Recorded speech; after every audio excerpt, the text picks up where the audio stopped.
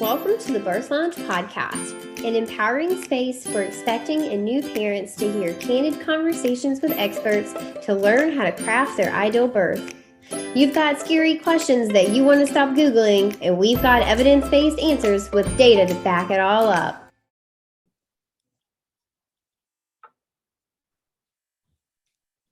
Hey y'all, and welcome back to another episode of the Birth Lounge podcast. Today I am joined by my friend Bianca, who is the founder of Society's Plant and the creator of High Society Mama. Today we are going to be diving into cannabis and pregnancy. Ooh, spooky, scary topics. I love bringing the taboo topics to you guys because you know this is a safe space where you get to ask the questions that you may not have anyone else to ask to, and you can count that we're going to give you evidence-based answers. So, Bianca, welcome to the show. Thank you for having me. I'm excited to be here. Yes, I'm so excited to have you. So let's start right there. Evidence-based practice. It gets fuzzy when it comes to cannabis use, and especially cannabis use in pregnancy. Tell us about that. We don't have a lot of data in science, and what we do have, how good of quality is it? Most of the science and the research that's been done on cannabis includes a lot of other substances. So it gets very, very murky. It's really difficult to find any information that is just based on cannabis use. Most of all the research has been combined with alcohol, other drugs, other substances, and nicotine, tobacco. So it's really important that you read a little further into the research that you're reading to really understand where that data is coming from. Sure. I mean, everything is paid for these days, so. Absolutely. How honest is the data that we have? It's so challenging. But we do have a lot of anecdotal data, and sure. And also the resources that we have for the different ways that you can use cannabis are very vast. So I know we're going to get into some of that, but the options are out there. So cool. Okay. So anecdotally, I know, listeners, you guys may not know, but there are thousands of people who use cannabis in pregnancy for a variety of things. And the majority of these people actually don't feel like they can be honest with their provider. And so there are these communities of people who have done so much research, who have all this anecdotal, I'm talking thousands and thousands of anecdotal stories of people who have used cannabis in pregnancy, and they share their stories with others. So Bianca, step us through the things that you're familiar with. You've seen people use cannabis in pregnancy to combat the aches and pains, morning sickness. What are we using cannabis in pregnancy for? I would say most commonly, number one is for nausea. And it can be such a wonderful tool for that because it is natural. It's not taking any of the pharmaceutical products. A lot of people during pregnancy can't keep food down, and the detriment to that is definitely felt by your baby. Like, we have to get them enough nutrients to be able to grow and thrive. And so how a mom chooses to combat that is really, really a challenging decision for them, because they're faced with all this data that's telling them, no, this is the worst option. Yet there's all these hundreds of thousands of people that have used it and it works. So that's where it gets really tricky. And on top of that, the inability to talk with their providers about it just compounds the issue, because if you tell your provider that you're using cannabis, you are putting yourself and your baby at risk of massive headaches, trauma of CPS involvement, Child Protective Services. And I always say the trauma that comes from Child Protective Services is much, much, much worse. The mental heartache, pain that a mother goes through dealing with Child Protective Services is so much worse than anything that the plant possibly does to them. So, like, weighing that as part of your decision is really important, because as much as I would like to recommend that people not be afraid to try cannabis, I highly recommend them not to talk to their provider about it. And that can be really challenging for some people. That's so sad. And it makes it actually dangerous in a way that you don't have this trust with your provider, which is so crucial in a patient provider relationship. And without that, that relationship isn't safe. It is actually dangerous because you can't be transparent with one another. That is so sad to me. And if we're talking about broken systems in our country, CPS is top of the list. It is just so utterly sad. Okay, so morning sickness. What else? So morning sickness, sleep issues. Yeah, insomnia. Yes. Aches and pains. Yeah. That lower back pain that comes along the way. And additionally, like labor pains. Yeah. There's people that are using it mainly in a home birth setting because consumption in a hospital can feel really risky.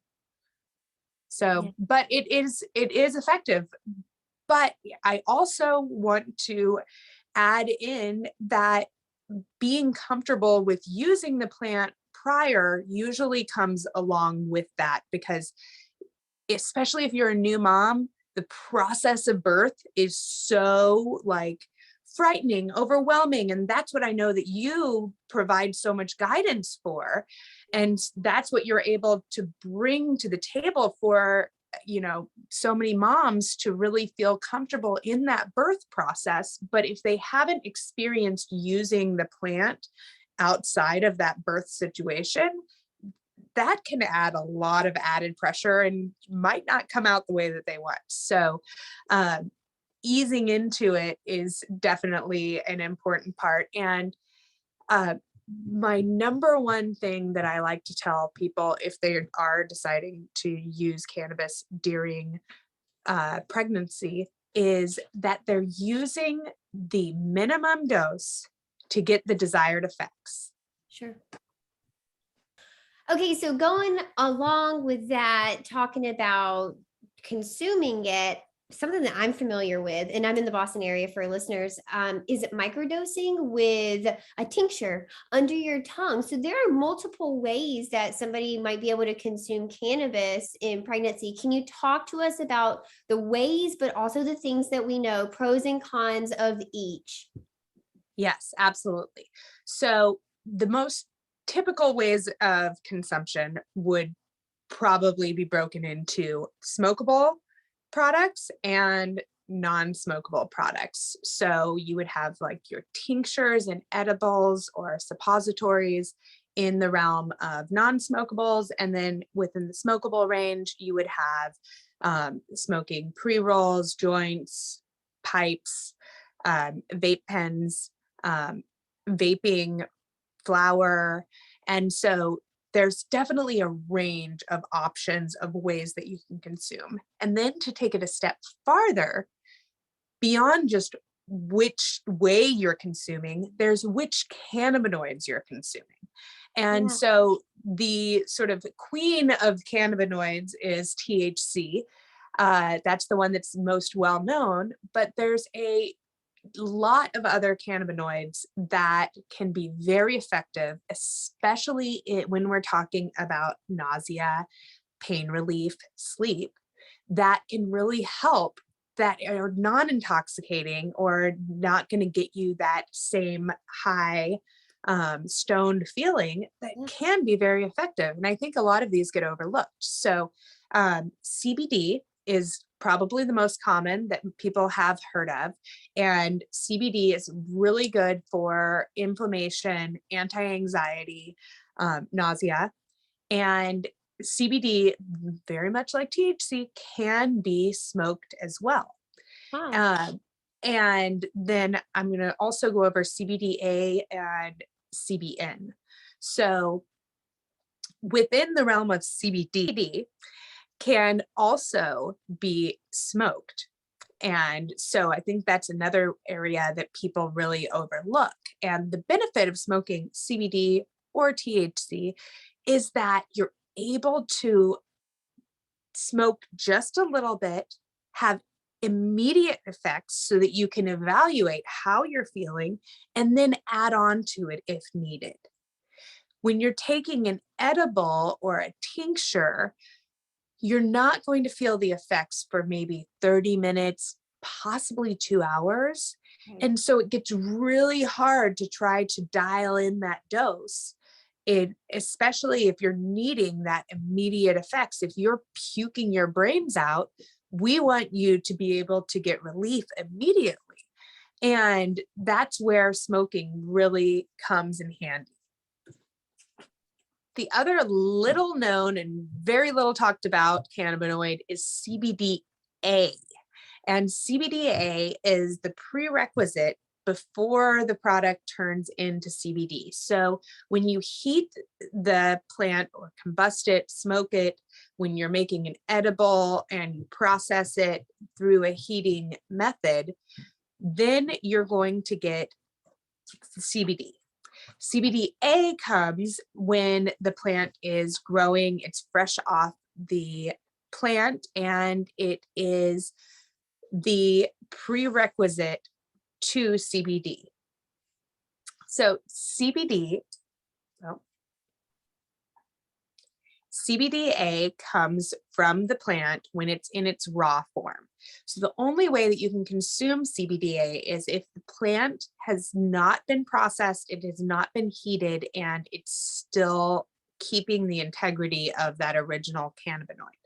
The benefits of CBDA are still have a lot of room for research, but what we do know is it can be up to 11 times more absorbable. It can also be even more effective at fighting nausea, also inflammation and general pain relief that comes with inflammation. So as we are going through our pregnancy, you have a lot of changes happening to your body. And so that's where CBDA can really start to play in as a general wellness tool to be taking on a regular basis. And so at Society's Plant, which is our hemp company, we grow all of our products here in Southwest Michigan on our farm. And we really try to stay as close to the plant's original form as we can. So we provide a lot of smoking uses for the plant. And we also have a CBD plus Cbda tincture, which is our raw tincture.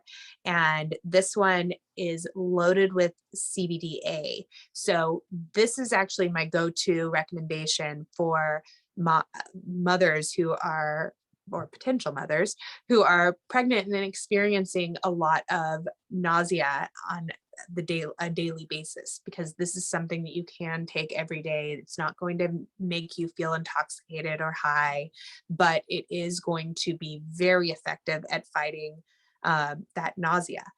And we also have it in soft gels that are really easy to take on a daily basis. And so getting ahead of that or staying ahead of the nausea can really play a big role in making sure that you have a comfortable and, you're thriving throughout pregnancy. And so I think a lot of people automatically jump to THC and think that that's their only option. Yeah. But what we don't know about THC is exactly how much is getting through to the fetus. We don't know the effects on a developing brain. The studies that we do have on kids that have used THC is that it does affect their brain development. And so I use THC as a last resort if you've tried CBD or CBDA and it's not effective. Then your next course of action would be to use THC in that minimal dose to get the desired effects that you're wanting to get. And so if you don't extract it by heat, how is it extracted? It's not, when you say it's available in the raw form, I'm imagining like people like munching on cannabis, like literally eating it. So how do you extract the cannabis, I guess the CBDA, if not by heat? So there's multiple extraction methods, and some do involve heat. We do a cryo process that is pulling out the cannabinoids through, it's cold, so Cooling. cold Yeah. extraction. And Cool. so some of the cannabinoids do get converted. That's all comes with age, and like over time, they naturally, that's their destiny. That's Yeah. they're heading from CBDA to Yeah. CBD. You're going to get some CBD in the products that are CBDA dominant, but then you're also going to get a good amount of the CBDA. And one of my favorite ways to get CBDA is from drinking teas, Ooh. because you can use the raw plant form. We use hemp stems from our products, and we put them into our teas. And because the teas, they are heated, but when you're pouring in, recently boiling water, it's going to immediately start to go down in temperature. So you're not exposing the plant to over 200 degrees for 30 minutes, because your tea pot, your tea mug is not going to stay that hot. If you do keep it boiling at that temperature, you're going to have a purely CBD tea. But the majority of people, when you put your tea in to steep, it's not going to be boiling. You're going to keep some of that CBDA, and some of it will convert to CBD. So we have a whole line of teas that are delightful if that's a method that you like to consume. The teas can be very relaxing and calming. And we also have a tea called the Mama's Abundance tea, which is specifically formulated for postpartum care, and with red raspberry leaf, oat straw, nettle, and orange peel, and rose hips. Yeah, Uh, that's delicious. yeah, and that one also has a little bit of chamomile in it too. And that one's just really wonderful for women who are going through your cycle. I take it every time of of the month, and it really helps with my cramps, because, as I'm sure red raspberry leaf is wonderful for the uterus and for helping with healing that area of our body.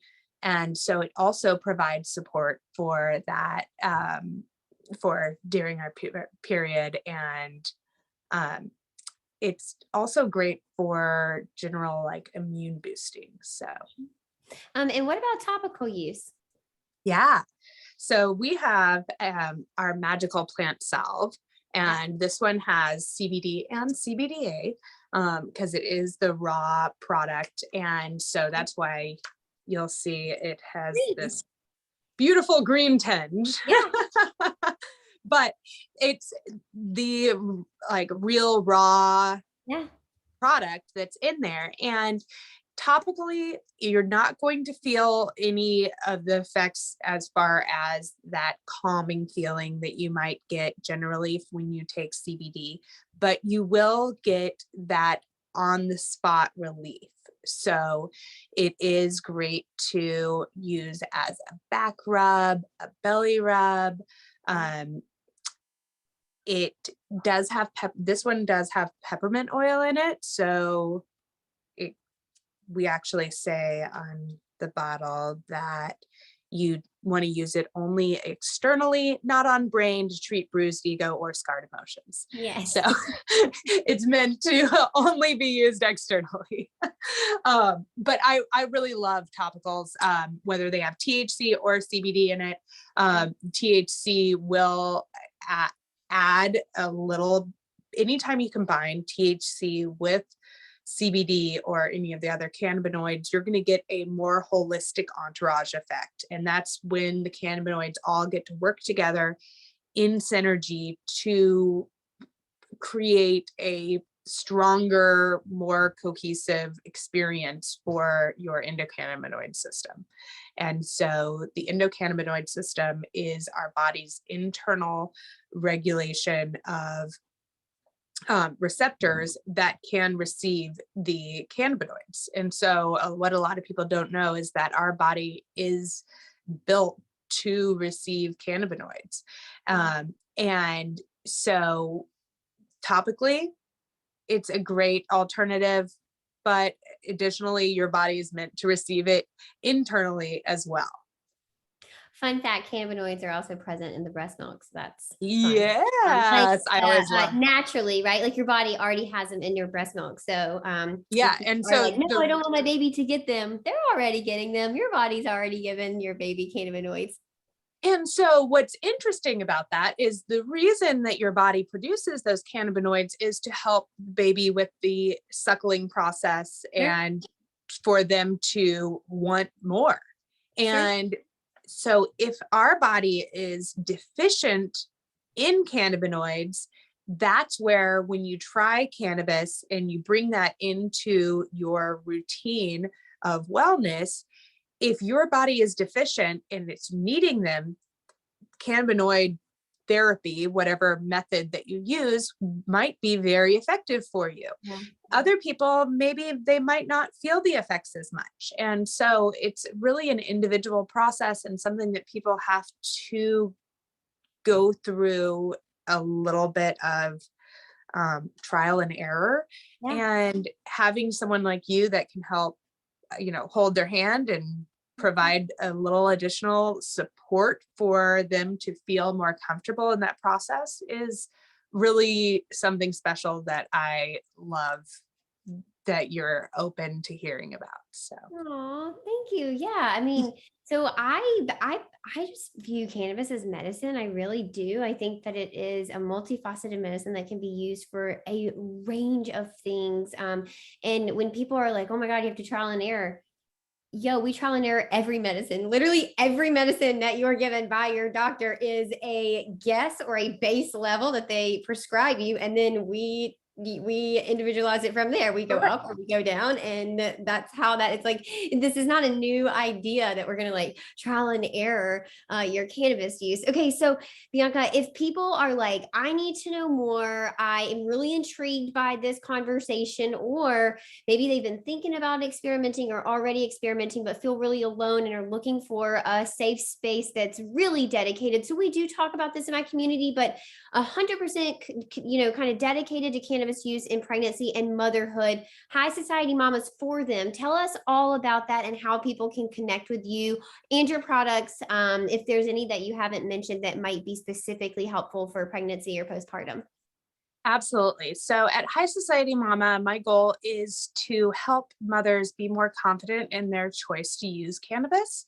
And so I know that people come from a range of experiences with cannabis, and I just want to provide a space where people can learn, enjoy themselves, experiment with cannabis in a safe space, discuss what's working for them, what's not.